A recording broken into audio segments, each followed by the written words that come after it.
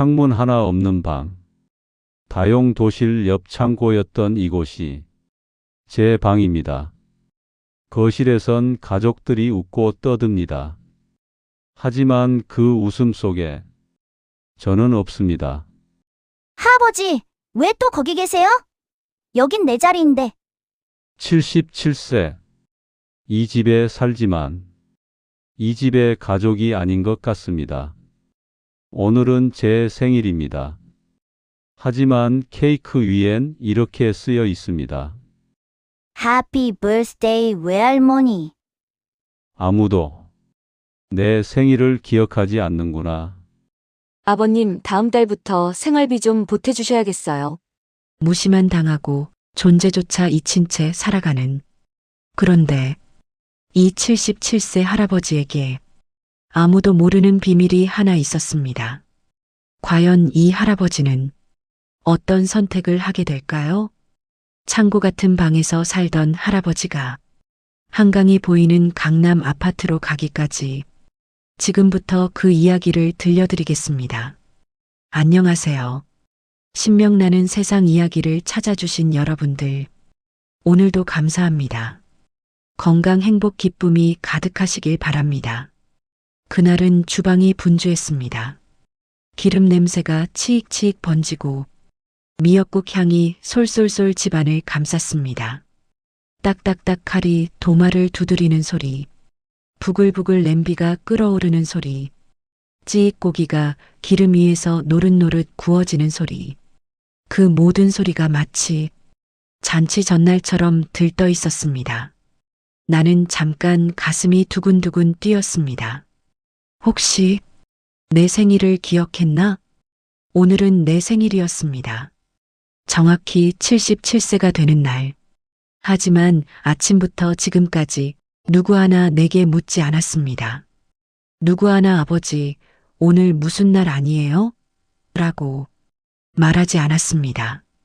나는 조용히 옷을 갈아입고 거울 앞에 섰습니다. 거울 속 나는 주름이 깊게 파인 얼굴, 백발이 성성한 머리, 어깨가 축 처진 노인의 모습이었습니다. 햇빛이 내 머리 위로 쏟아질 때 나는 문을 열고 거실로 나왔습니다. 아이들이 풍선을 불고 있었습니다.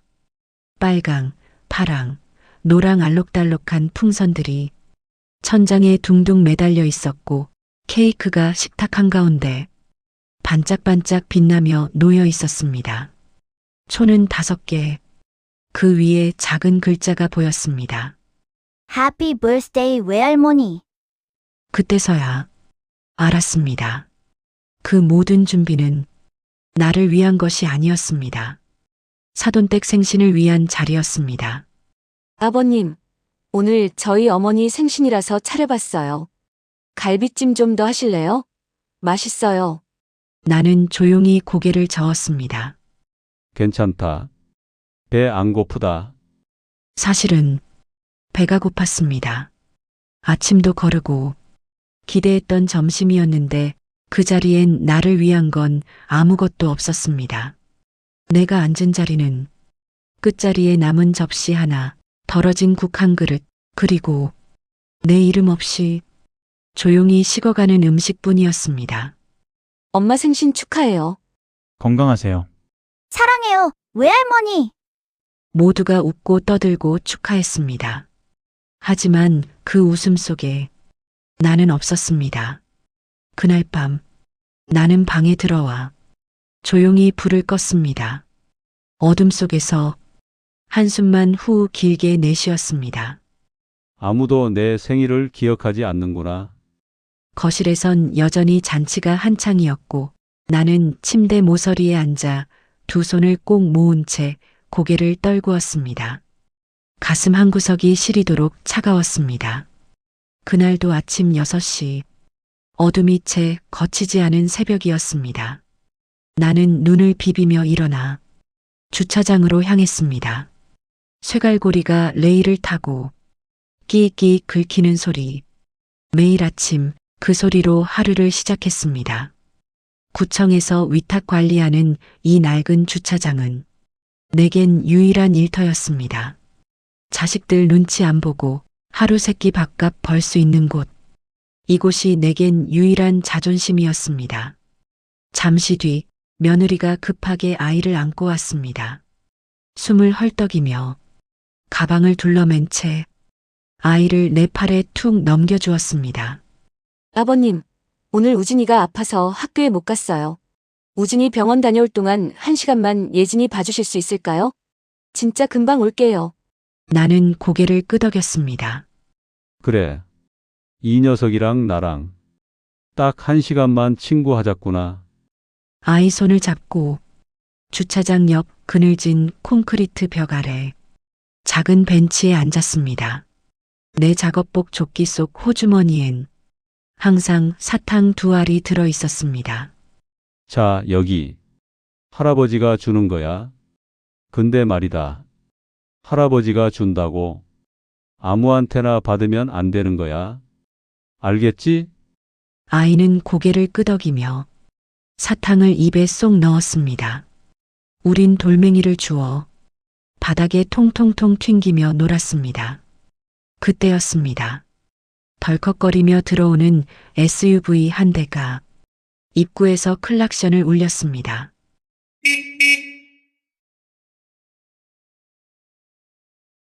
아저씨, 이거 번호 등록됐죠? 나는 순간 아이를 벤치에 앉힌 채 잠깐만 기다리라 말하고 차량으로 다가갔습니다. 예진아, 여기 잠깐만 앉아 있어. 할아버지 금방 다녀올게. 문서에 도장을 찍고 동의서에 서명을 받고 20초, 30초, 그렇게 2분이 채 안 되는 시간이었습니다. 다시 돌아왔을 때 아이의 그림자조차 없었습니다. 심장이 덜컥 내려앉았습니다. 가슴이 쿵쾅쿵쾅 미친 듯이 뛰었고 손끝이 부들부들 떨렸습니다. 목이 터지게 이름을 불렀습니다. 고개를 좌우로 휘휘 젓고 벤치 밑, 쓰레기통 뒤, 화단 근처까지 허겁지겁 뛰어다녔습니다. 이럴 리가 없는데, 분명 여기 있었는데, 한여름이 다가오던 봄날, 햇살은 등 뒤로 따갑게 내리꽂혔고, 주차장 콘크리트 바닥은 마치 내 심장처럼 뜨겁게 타올랐습니다. 입안이 바싹바싹 말라갔습니다. 며느리에게 전화를 걸었습니다. 목소리는 떨렸고 손은 후들후들 흔들렸습니다. 예진이가 없어졌어. 내가 눈을 잠깐 뗐는데. 뭐라고요? 지금 어딘데요? 잠시 뒤 자동차 한 대가 바람처럼 들어왔습니다. 차 문이 벌컥 열리자 며느리는 뒷문도 닫지 않은 채 성큼성큼 내 쪽으로 달려왔습니다. 아버님, 대체 애가 어디 있다는 거예요? 나는 헛헛한 얼굴로 예진이와 놀던 벤치 쪽을 가리켰습니다. 저쪽에서 그 순간 흰 앞치마를 맨 빵집 할머니가 문을 열고 나왔습니다. 손엔 반쯤 남은 우유병을 들고 있었고 그 옆에 손주가 맑은 얼굴로 서 있었습니다. 여기 있어요. 이 아이 혼자 주차장 바닥에 쪼그려 앉아 있길래 해가 얼마나 뜨거운지 내가 그냥 데려와서 빵이랑 우유 줬어요. 며느리는 안도의 한숨을 내쉬는가 싶더니 곧장 얼굴을 붉히며 할아버지를 향해 돌아섰습니다. 아버님, 도대체 어떻게 아이를 보신 거예요? 혼자 바닥에 놔두고. 이게 말이 되나요? 그게 차량 서류 처리하느라 잠깐, 아주 잠깐만. 할아버지의 목소리는 점점 작아졌습니다.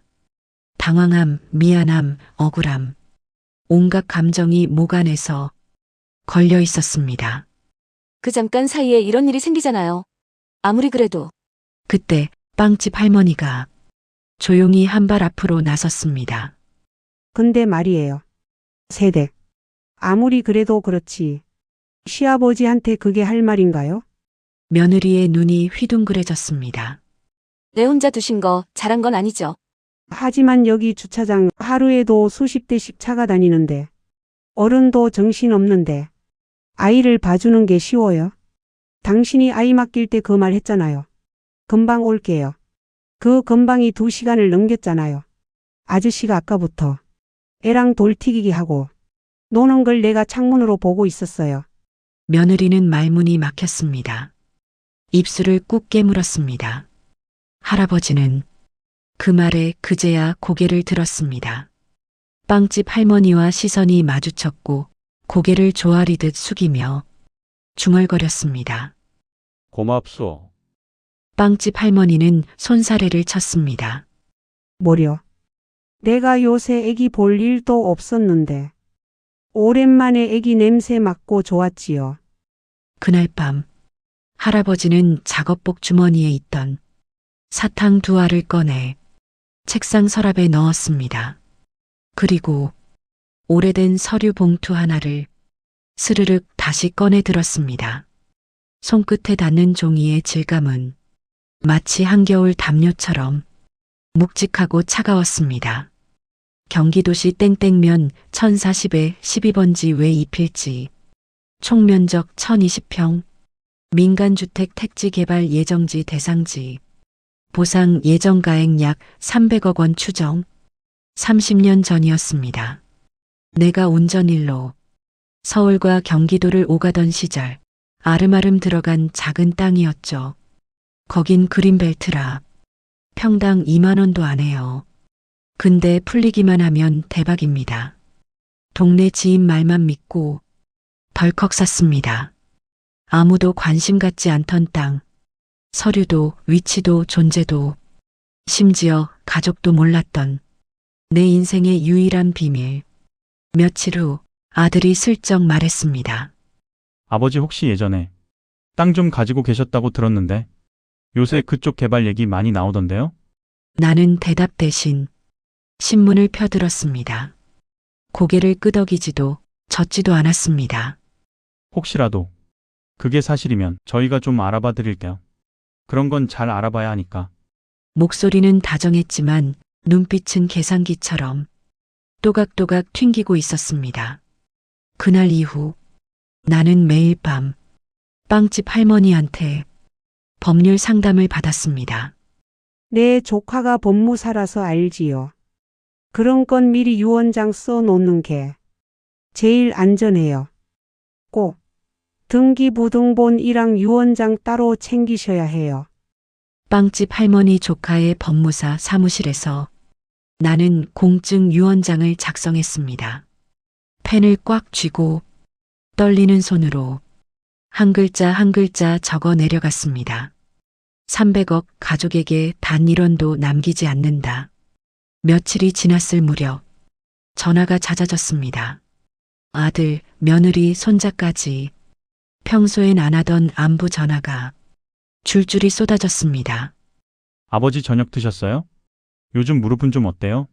그리고 기어코 이런 말까지 꺼냈습니다. 우리 이번에 큰 평수 아파트로 이사 가려고요. 근데 잔금이 조금 모자라서 아버지 혹시 여유 되시면. 나는 천천히 말했습니다. 여유 없다. 근데 땅이 이제 땅 없다. 어떻게 없어요? 다 팔았고 그 돈으로 내가 할 게 있다. 뭐요? 여행. 잠깐의 정적이 흐르고 아들은 당황하며 웃었다. 아버지 농담하시죠? 진심이다. 이제는 나를 위해 쓸 거니 관심 꺼라. 지금까지 그랬던 것처럼.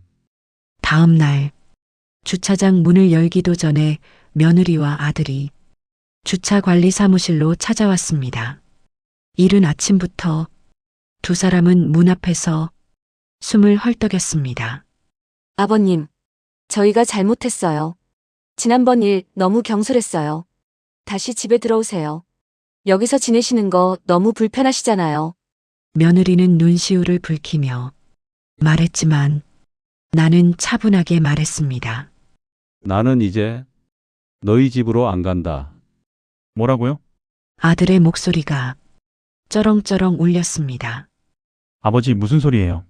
갑자기 왜 이러시는 거예요? 갑자기가 아니야. 다음 주에 짐 빼고 나갈 거다. 당분간만 짐 좀 맡아주거라. 그리고 강남에 내 집을 마련했어.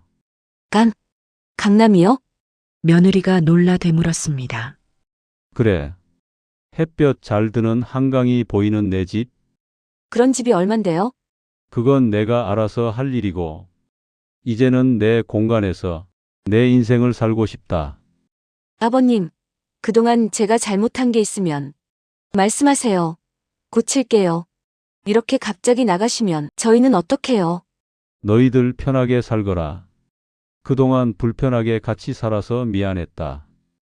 그 말에 며느리와 아들은 입을 다물었습니다. 아버지, 그럼 땅은요? 그 땅은 정말 파신 거예요? 나는 고개를 끄덕였습니다. 팔았다. 이미 계약 끝났고 보상금도 받았어. 얼마나 받으셨어요? 그건 너희들이 알 필요 없는 일이야. 아버지, 아들이 버럭 소리를 질렀습니다. 그게 무슨 말씀이세요? 저희가 그동안 아버지 모시고 얼마나 고생했는데? 밥 해드리고 빨래 해드리고 같이 살아드렸잖아요. 나는 씁쓸하게 웃었습니다. 모시고 고생했다고 내 생일도 기억 못하는 사람들이 내가 있는지 없는지도 모르는 사람들이 길바닥에서 며느리가 시아버지한테 고래고래 소리를 지르던 게 나를 모셨다고 며느리와 아들은 아무 말도 하지 못했습니다. 입술만 바르르 떨렸습니다. 곧 방 뺄 테니 그때까지만 참아다오. 나는 이제 나를 위한 집에서 살 거니까. 그날 밤 나는 강남 신축 아파트 계약서에 도장을 찍었습니다. 주차장에서 일할 때였습니다. 고급 외제차를 몰고 오던 한 중년 남자가 있었죠. 야, 관리인, 차 빨리 빼. 바쁘단 말이야. 나를 야라고 불렀습니다. 사람 취급도 안 했죠. 저기요 손님 앞에 차가 막혀 있어서. 아이씨, 그럼 당신이 치우라고. 내가 왜 기다려야 돼? 턱으로 나를 가리키며 침을 뱉듯 말하던 그 사람.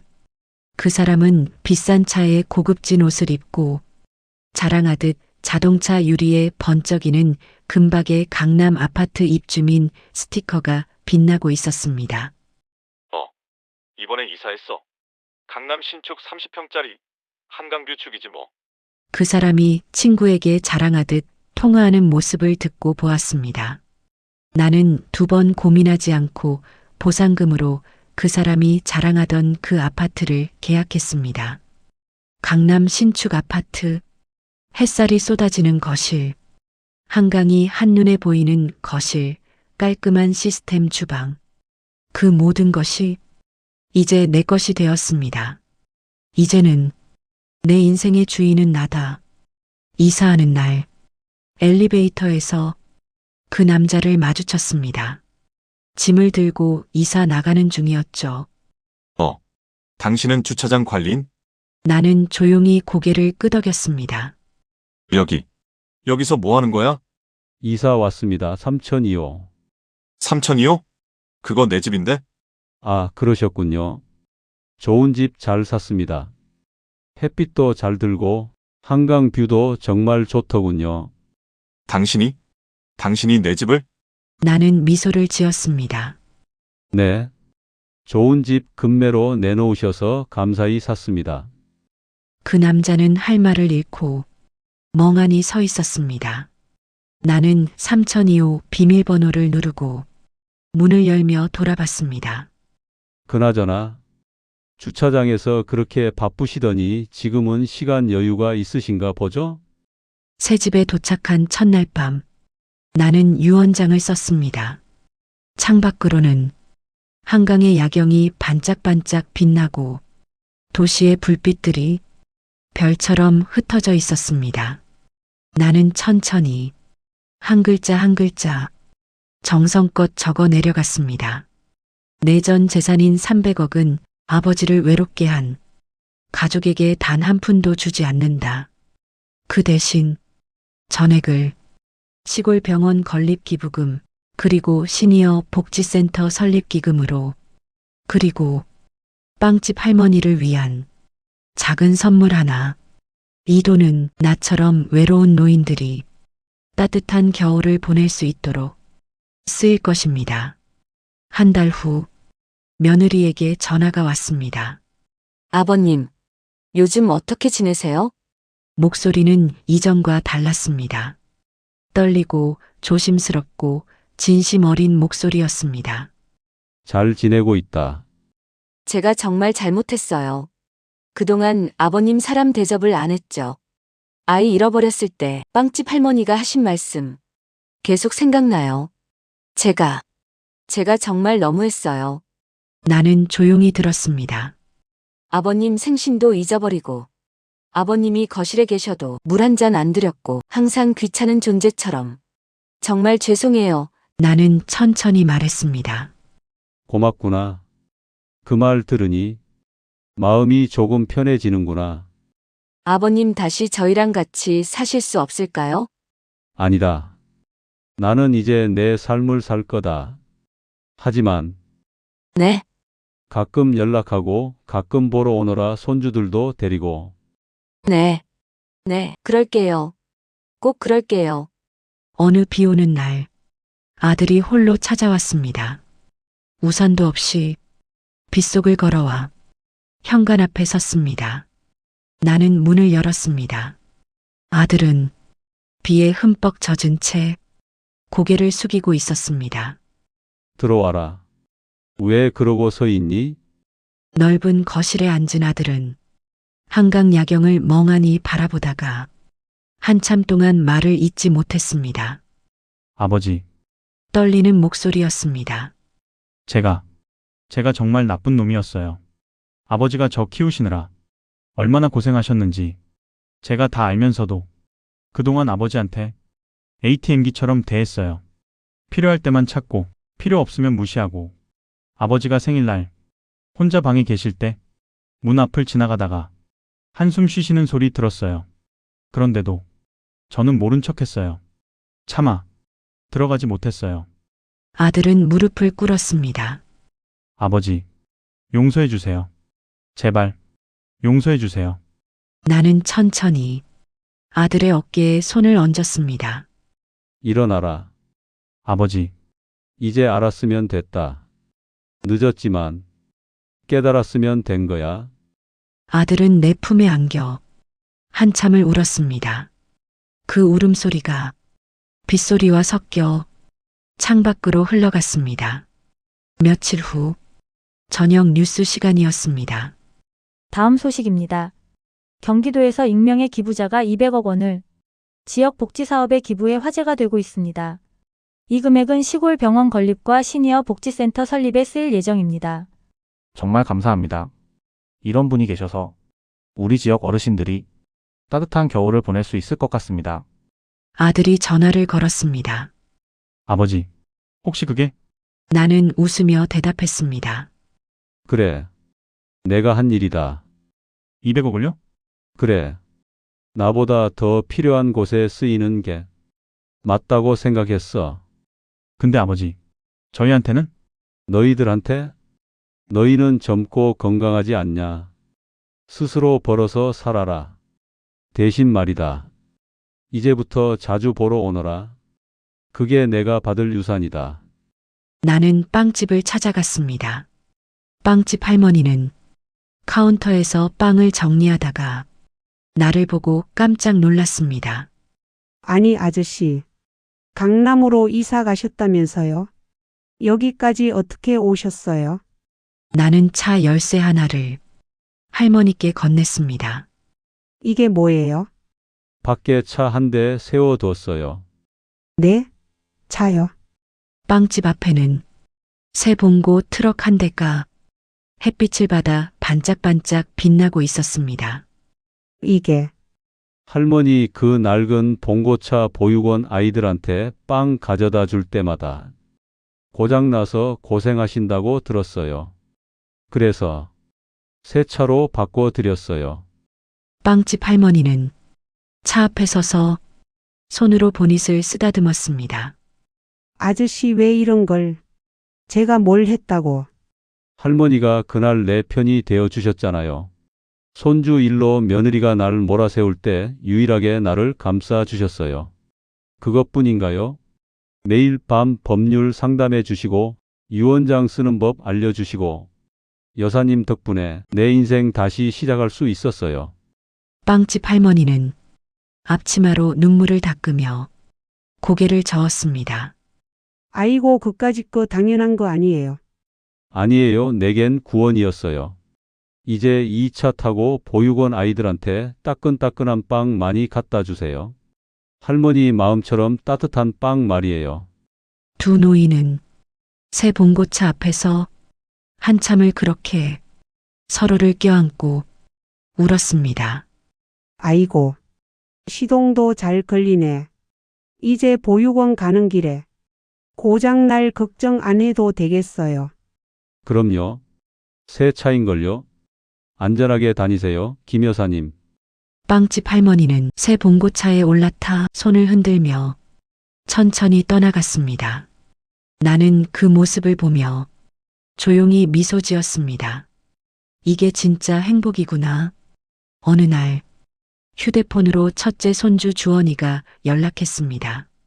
할아버지, 저 주원이에요.